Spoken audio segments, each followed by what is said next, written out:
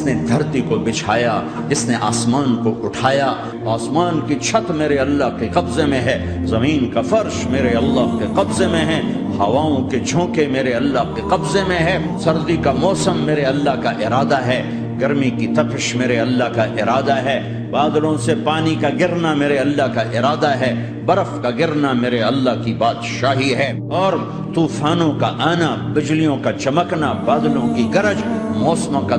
تبدیل ہونا، درختوں کے پھل، پھلوں کے ذائقے، ذائقوں میں خوشبو، پھلوں میں مٹھاس، پھلوں کے اوپر کور، چھلکے۔ ایک انار ہی میرے رب کی قدرت کا شاہکار ہے۔ دانا دانا ذرا جوڑ کے دکھاؤ، پھر اس کو پردوں میں لپیٹ کے دکھاؤ، پھر اس کی پیکنگ کر کے دکھاؤ، پھر اس میں رنگ بھر کے دکھاؤ، پھر اس میں ذائقے بھر کے دکھاؤ۔ گائے کے تھن سے نکلتا دودھ دیکھو، ہرن کے نافے میں مشک اور سانپ کے منہ میں زہر اور مکھی کے منہ میں شہد، آدم کی